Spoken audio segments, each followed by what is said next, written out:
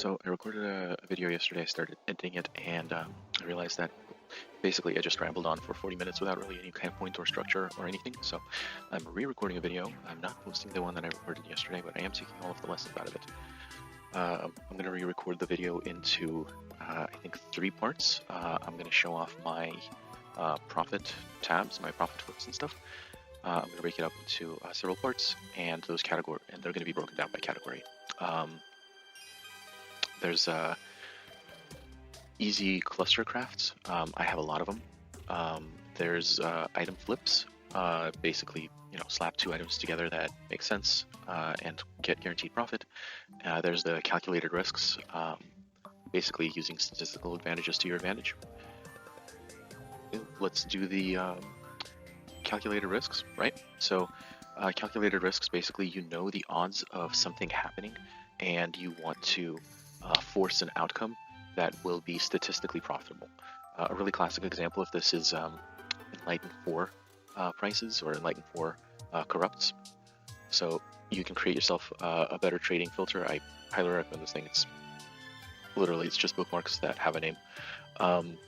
So Enlighten 3 was 3 divines, and Enlighten 4 is 18 divines, and Doriani temples are 1 divine. So the odds of getting an Enlighten 4 corrupt is exactly 1 in 4. So right now, if you get 4 Enlighten 3s at 3 divines each, that's 12 divines. If you get 4 temples, that's 4 divines. So 12 plus 4 is 16. So you get an expected profit of 2 divines per Enlighten 4 that you make. Plus, if you have any luck, you're able to sell off the Enlighten 3 bricks for maybe a half a divine each if you get lucky. So overall, it's profitable, but it's not like crazy profits, right? 2 divines on a 16 divine investment, and you're semi-gambling, so you need to do something that's high volume. Whoops, editing love here from the future. I forgot to show off one of my favorites, and while we were looking at Doriani temples, the gem corrupts, everybody wants to quote-unquote gambles in the temple with the locus of corruption, but you don't have to gamble. You can do calculated odds. So if you pick something like Triad Grip mesh gloves, these have a line on them that say per white socket you get 25 minions convert 25% of physical damage to chaos damage per white socket. So if you have 4 white sockets on this, it's 100% convert to physical to chaos, and a lot of builds use that as a huge power spike. So if we're looking at the gloves were 1 chaos apiece. The corruption is 1 in 4 odds to turn your sockets white, and so 25% chance. Your income is 6 divines.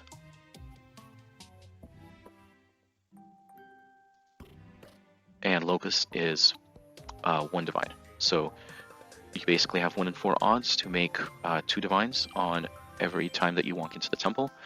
And yeah, that's a 2 divine profit for a few minutes of your time. Check it out. Keep going, and back to the video. Calculated risk is something like a divine gamble, right? So if you have an item that has a roll range, like this Bound by Destiny has a roll range of between 10 and 15.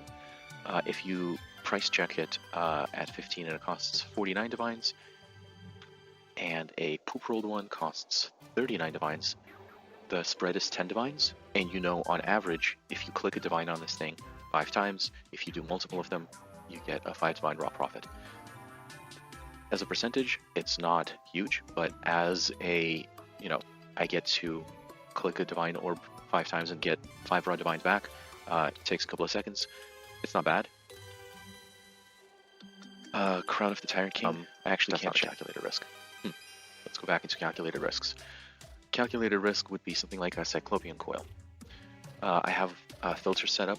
Here's how it looks. I have a count 1 for the 3 corrupts, and I have increased attributes at 18%. That means that these are already going to be catalyzed to the maximum. This is my price check.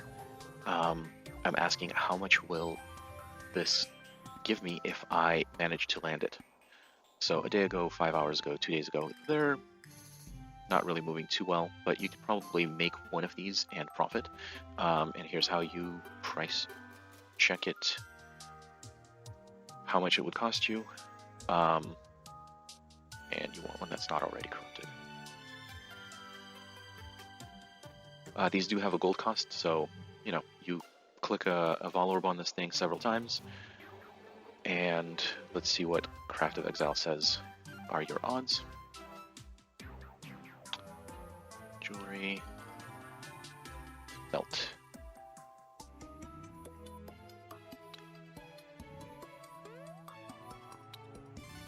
So 1,000, 2,000, and 3,000 out of 23,000. So your odds are basically 1 in 8, right? There. So you have 13% odds to hit a corrupt. It costs you what, like 5 chaos per attempt, or 6 chaos, however much you want to do it. It does have a gold cost, and then once you land it, you're able to use Tainted Catalysts to set it to 20% attributes. And this to me seems like a profitable gamble right now, with the cost of these belts being super duper low. Calculated risks. We did this one. We can do calculated risks where you take half-finished items, right? So I have a search for a tier 1 in percent intelligence and a T1 flat intelligence roll on a Lich's Circlet. So these are the bases for int stackers. If you get a T1 roll, it's 5, 6 divines, 7 divines, and if you get this elevated, it's 20 divines for the cheapest ones, and you can continue. Hey, Rio, and you can continue crafting these higher into better helmets if you want to. But basically, you take a 50-50 shot at buying one of these using a Wild Bristle Lantern, or using one of these that already has an of the hunt, and using a Domination Orb.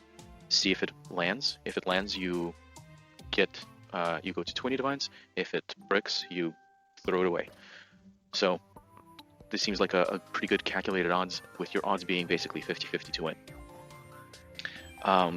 Start thinking about these kinds of things where, how much is it going to cost me on average, rather than, oh my god, this is going to be the item that I'm going to use. And no, you're here for profit crafting, right? You're here to flip things. So something like this, where you can click one orb and get a chance to double your money, really awesome.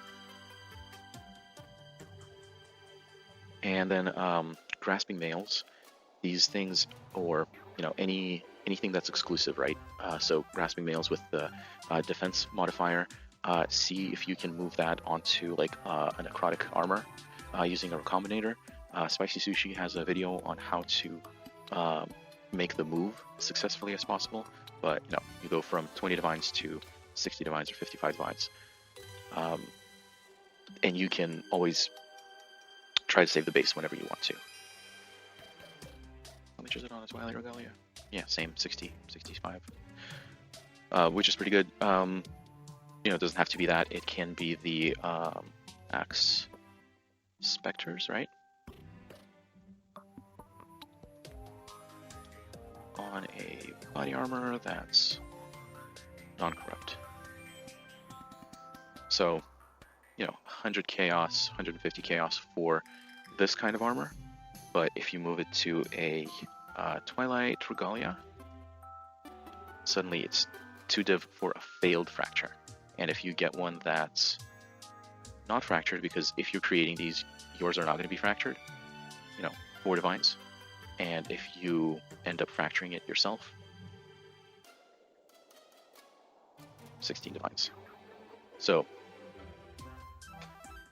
that's kind of how you have to look at the calculated risks, because you're going to have a 1 in 4 chance to do that, right? You're going to have 50-50 odds in order to move it from a bad base to a good base.